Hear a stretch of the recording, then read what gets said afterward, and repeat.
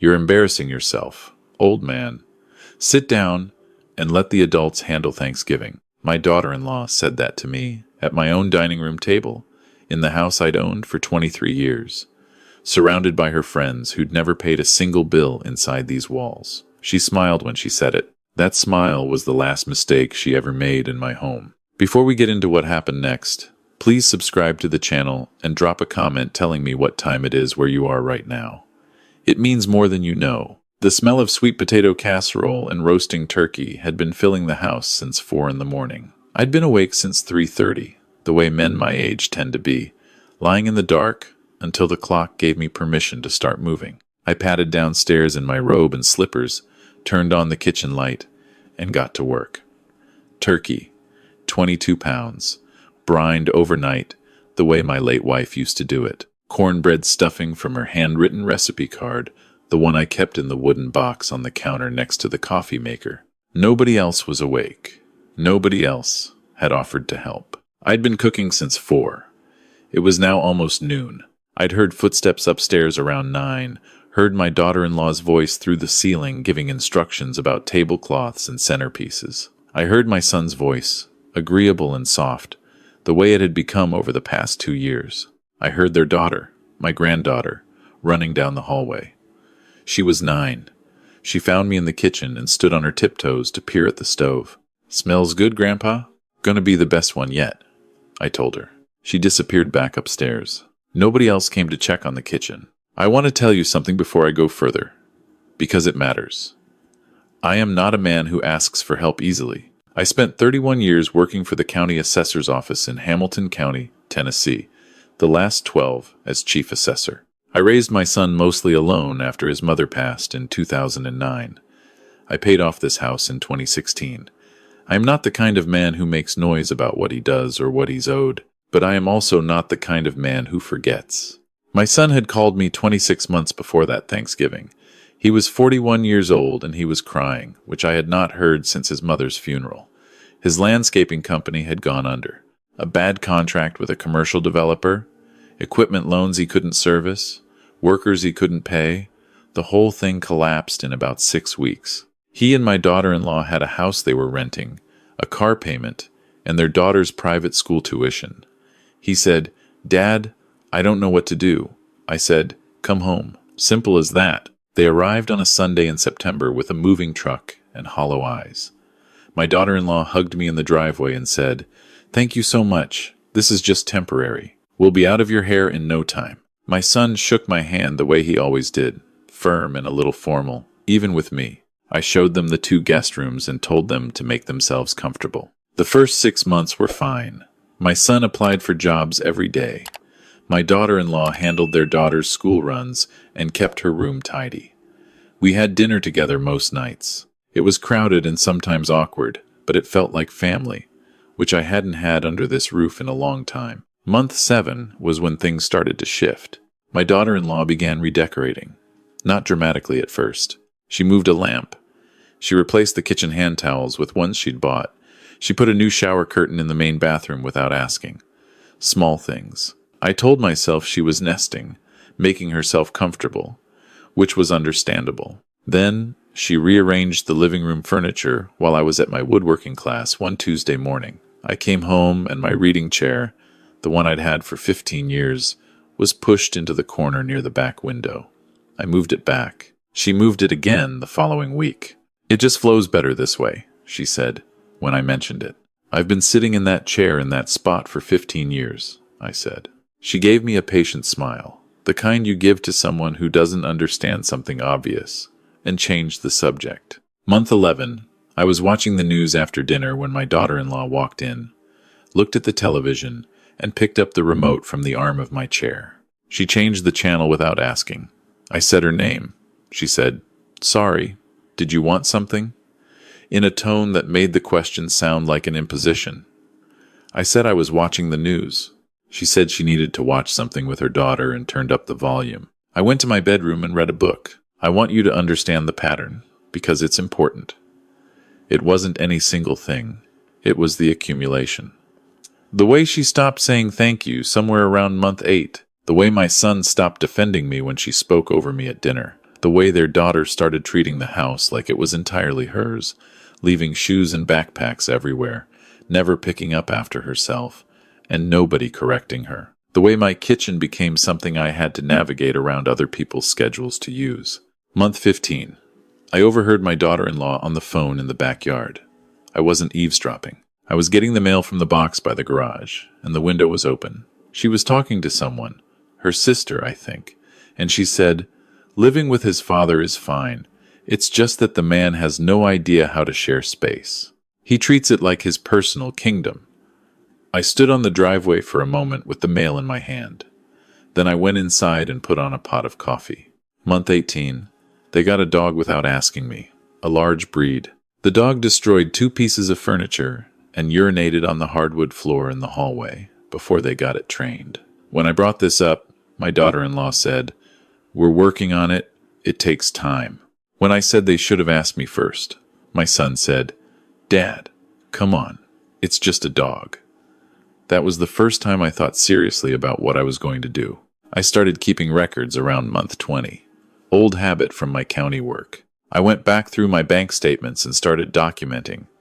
Every utility increase since they moved in. My electricity had gone from $110 a month to $240. Water, gas, internet, groceries. I'd been feeding 4 people. I added up what I'd spent on repairs to things their daughter had broken. I found the receipts for the 2 pieces of furniture the dog had destroyed, which I'd replaced out of pocket without saying a word about it. I found something else too. A year earlier, my son had come to me about a tax debt, a penalty from the IRS related to his business payroll, from the year before everything collapsed. I'd written him a check for $14,000. He'd promised to pay it back within a year. The year had passed. I looked at my records, and I had not received a single dollar. I didn't say anything yet. I noted it. That's what you do with information. You hold it until it's useful. Thanksgiving came on the 26th of November. I'd been planning the dinner for 2 weeks. Turkey ordered from the butcher on Elm. Wine selected. My wife's recipe cards laid out on the counter the night before. I invited my neighbor Frank, who was widowed like me and had nowhere else to go, and my cousin Raymond and his wife, driving up from Chattanooga. 6 people at the table. I'd set it the night before with the good china, the set I'd bought with my wife at an estate sale in 2001 for $60, which she had been absurdly proud of. I don't know exactly when my daughter-in-law decided the dinner was hers to host.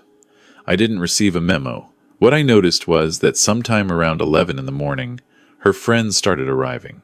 Not one friend, 4 of them. A woman from her book club, a couple she and my son knew from their old neighborhood, another woman I'd never met. They arrived with wine bottles and desserts and loud voices, and they filled the house the way a tide fills a harbor, fast and completely. My daughter-in-law was in the center of it, radiant and warm and welcoming. She was in my kitchen, directing them where to set things down, opening my cabinets to show them where the wine glasses were. She'd also, I noticed, set additional places at the table. The table I had set for 6 now had 9 settings. She'd removed my wife's good napkins and replaced them with paper ones. The centerpiece I'd arranged with gourds and candles from my wife's Thanksgiving decorations had been replaced with a store-bought floral arrangement. I stood in the doorway of the dining room for a long moment. Frank arrived at noon. He found me in the kitchen and looked at the activity around us with wide eyes. "You hosting a convention?" he said quietly. I handed him a beer and didn't answer. My cousin Raymond and his wife arrived at 12:30. Raymond shook my hand and looked around at the full house. "Big crowd this year," he said. Didn't know it was open enrollment. He said it lightly, but his eyes were asking a real question. Before we continue, I want to say something directly to anyone watching this who has ever let family move in because you loved them. The hardest part isn't the money. It isn't the furniture or the dog or the remote control. The hardest part is watching yourself disappear, slowly, one small compromise at a time, until one day you're a guest in your own story. Dinner was called at 2. Everyone moved toward the dining room. I carried the turkey in on the platter, my hands steady despite the arthritis that had been worse since the weather turned cold. I set it at the center of the table. My daughter-in-law's friends made appreciative sounds, and then one of them said, "My God, that smells incredible. You've outdone yourself. She was looking at my daughter-in-law when she said it. My daughter-in-law smiled and said, "It's a family recipe. We've been doing it for years." I set the serving fork down on the platter. Carefully. I pulled out my chair, the one at the head of the table, the one I'd sat in for 23 years. As I began to lower myself into it, my daughter-in-law's hand closed around the back of the chair. "Actually," she said, smiling, "we were thinking Marcus should sit there this year."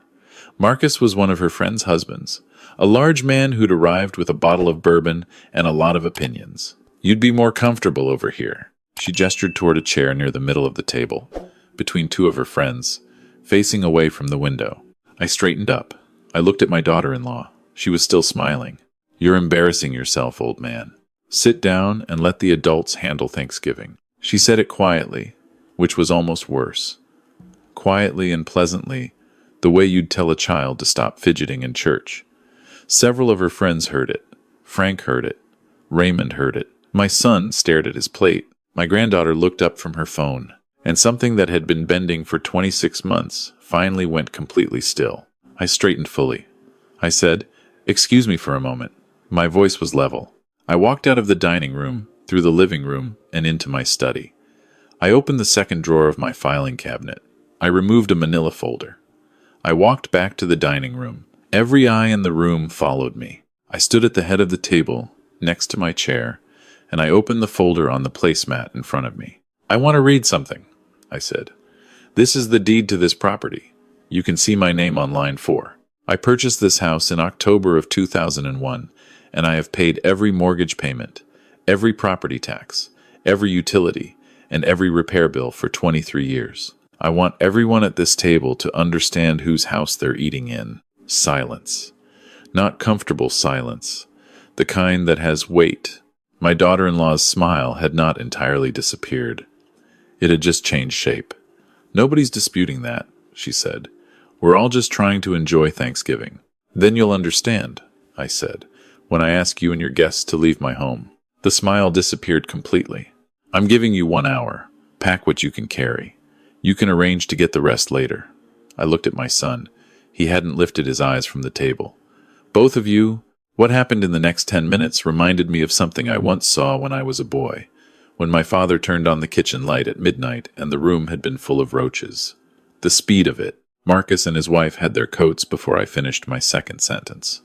The book club woman was already in the hallway. My daughter-in-law's other friends offered short, uncomfortable apologies as they filed past me, and I nodded to each one. Frank caught my eye from across the table and gave me one small nod, the kind that contains a whole conversation. Raymond and his wife stayed seated. "You want us to clear out too?" Raymond asked. "You're welcome at my table," I said. "You always will be." My daughter-in-law stood at the opposite end of the table with both hands flat on the surface, her face cycling through emotions I could track like weather systems. Shock, calculation, anger. She looked at my son. My son finally looked up. I will not tell you that moment didn't cost me anything. I am 63 years old, and he is my only child, and I raised him by myself after his mother died. That look between us was the most expensive thing that happened in this house that day. "You can't do this," she said, her voice now stripped of all its pleasantness. "We live here. We have rights. You live here as my guests," I said. "And guests leave when they're asked. It's Thanksgiving." It was. She turned to my son. He stood slowly, pushed his chair in, and said, "Come on." He didn't look at me. They went upstairs. I heard drawers, voices, my granddaughter crying. Raymond poured 2 glasses of wine and slid one to me. His wife quietly got up and began slicing the turkey. Frank put the serving dishes on the table one by one, steady and practical, the way good neighbors are. An hour and 12 minutes later, 3 bags sat by the front door. My daughter-in-law carried them out without speaking to me. My son stopped in the doorway. He looked at me for a long moment, and I looked back. He opened his mouth and then closed it. He picked up 2 of the bags and walked down the front steps. My granddaughter came last. She stopped and hugged me around the waist, hard, and I held the back of her head for a moment. "I love you, Grandpa," she said. "I know, sweetheart. I love you too. None of this is your fault." She let go and walked down the steps after her parents. I closed the front door. The house was quiet in a way it hadn't been in over 2 years. Raymond said from the dining room. "Turkey's getting cold." I walked back in, sat down at the head of my table, and we had Thanksgiving dinner. The first thing I did the following morning was call a locksmith. New deadbolts on all 3 exterior doors, new garage code, new alarm code, $280. I paid it without hesitation. The second thing I did was call my attorney. I'd used Tom Briggs for the house purchase, for my will, for various county-related matters over the years. He was 68 and had seen most of what people do to each other. I told him everything over the phone. He was quiet for a moment and then said, "Do you have documentation of the financial support?" I told him about the records I'd been keeping since month 20 and the $14,000 check. He said, "Good. Come in Thursday." Thursday, I sat across from Tom's desk with my folder. Bank statements, utility bills with highlighted amounts, grocery receipts I'd kept in a shoebox, the canceled check for the $14,000. Tom went through it methodically, reading glasses on, making notes on a legal pad. "Conservative estimate," he said. "You're out somewhere between $40,000 and $50,000 when you factor in the utilities, the food, the repairs, and the cash loan. The loan alone is documented and clear. How do I recover it? Small claims won't cover the full amount. We'd need to file in general sessions or circuit court. The question is whether they have anything to recover." He paused. "What are they doing now? Where are they living?" I told him I didn't know yet. He said to find out, not aggressively, just to know what we were dealing with. He said, "Also be prepared. They may file first." Sometimes people who know they're wrong try to get in front of it. I thanked him and wrote him a check for the consultation. He was right about them filing first. On a Tuesday afternoon, 5 weeks after Thanksgiving, a process server rang my doorbell. I opened the door and accepted the envelope with the same hands I'd carried the turkey platter with. The suit was filed in Hamilton County Circuit Court. My daughter-in-law's name was first on the complaint.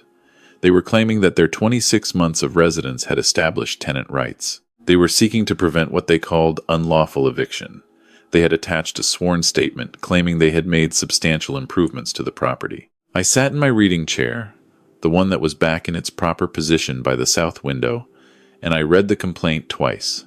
The alleged improvements were painting one bedroom, installing a new shower head in the main bathroom, and planting flower beds along the front walk. I had paid for the paint. I had paid for the shower head, which my daughter-in-law had selected without asking me. The flower beds she was referencing were already there when they arrived. I had the original landscaping photos from my real estate listing in 2001 to prove it. I called Tom Briggs before I'd finished my second cup of coffee. "They filed," I said. "I expected it," he said. "Bring me the complaint this afternoon." Tom reviewed it and smiled in the way that only lawyers smile at other people's legal filings. "This is not a serious document," he said. "Tennessee tenant rights require a formal lease agreement or established rental history with payment. They paid no rent. There's no lease. Their claim of improvements is thin, and we can rebut every point with documentation."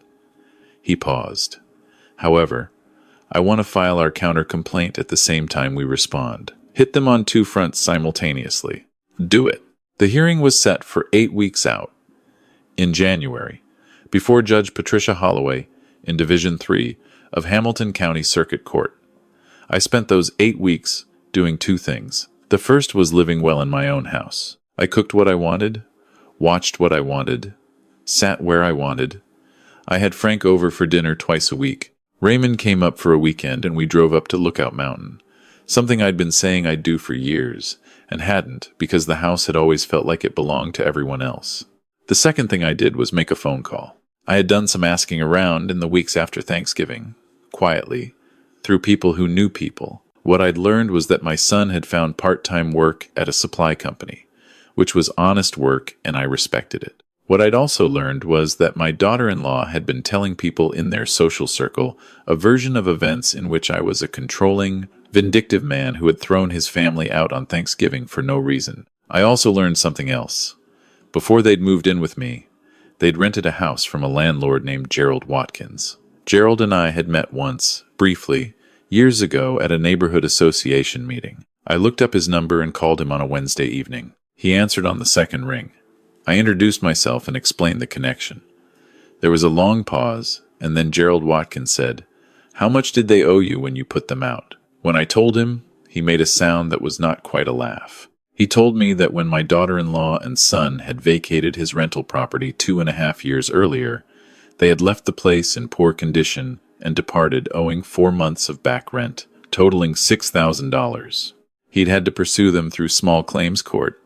He'd won a judgment. He'd never collected a dollar of it.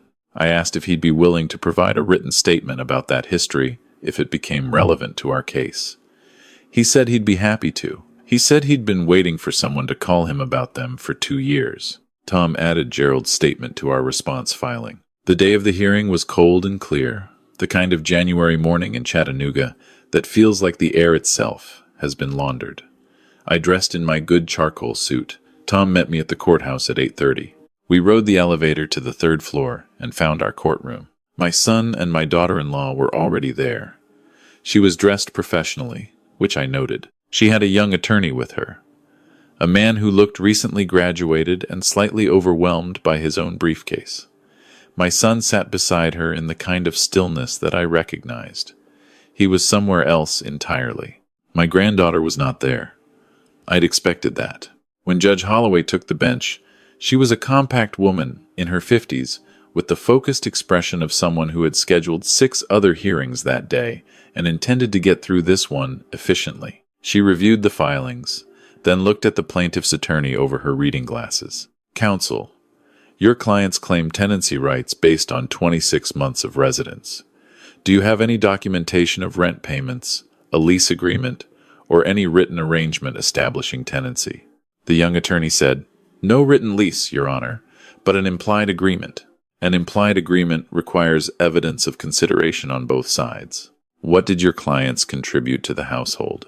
"They contributed labor and improvements to the property." "I have documentation here," Tom said, standing, indicating that the plaintiff's alleged improvements consisted of 1-bedroom painting in which the materials were purchased by the defendant, a showerhead replacement in which the fixture was purchased by the defendant, and landscaping that predates the plaintiff's arrival by 22 years, supported by dated real estate listing photographs. He handed a folder to the clerk. Judge Holloway examined the photographs. She looked at the plaintiff's attorney.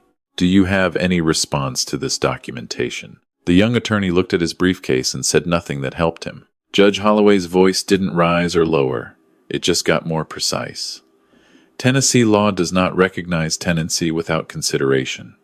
There is no lease. There is no payment history. The defendant owns the property outright, as evidenced by the deed entered into the record. Motion to dismiss the plaintiff's claims is granted."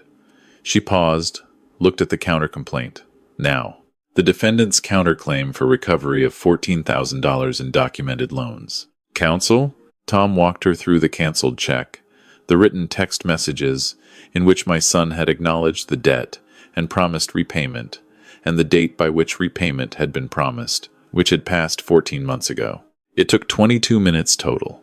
Judgment for the counterclaim, $14,000, plus court costs.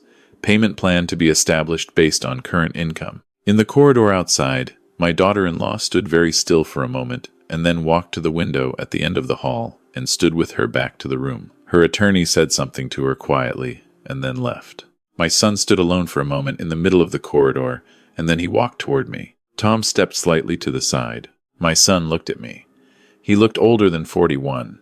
He looked like the years had been moving faster for him than they should have. He said, "I know I can't fix everything." I said, "No, I should have said something. That night, I should have said something." I looked at my son for a long moment. "Yes," I said, "you should have." He nodded. He looked at the floor, then back up. "I'm going to pay back the $14,000. It might take a while. Take whatever time the court allows." He turned and walked back toward where his wife was standing at the window. I watched him go. Tom put a hand briefly on my shoulder and said, "Good result." I said, "Let's get out of the cold." The months that followed had the texture of recovery, slow and uneven and real. I learned through my granddaughter, who called me twice a week from her mother's phone, that my son and daughter-in-law were living in a 2-bedroom apartment near the airport. My son had gotten a full-time position at a distribution warehouse. My daughter-in-law had gone back to work as an administrative assistant. They were paying court-ordered installments of $300 a month on the judgment. My granddaughter came to stay with me for a week in March during her spring break. She helped me in the woodworking shop in the garage, and we built a small bookshelf together, which she painted blue and took home with her. Before she left, she hugged me in the driveway and said, "Mom wants to call you. She's been wanting to for a while. She's scared to." I said, "Tell her to call." My daughter-in-law called on a Thursday evening in April. I was on the back porch with Frank, watching the light go off the ridge to the west, and I answered when I saw the number. She said, "I don't expect you to forgive me. I'm not calling for that." Her voice was different. The pleasantness was gone, which paradoxically made her sound more real. "I'm calling because I've been thinking about what I did for a long time, and I need to say it out loud to you. I treated your home like it was mine. I treated you like you were an inconvenience in your own life. I let myself believe that taking care of things and rearranging things and managing things made them mine.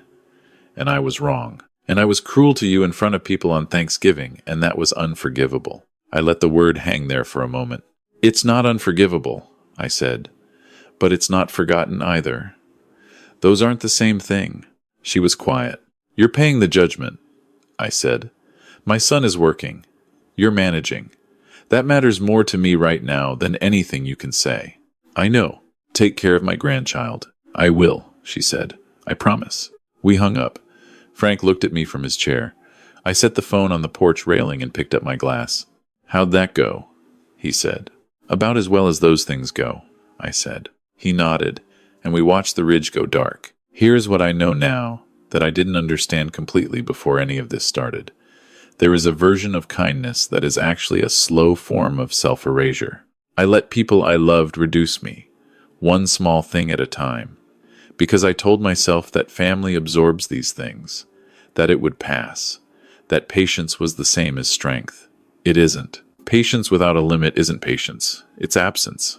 And the people who took up space in my absence were not people I chose. They were people my passivity chose for me. The house is mine again.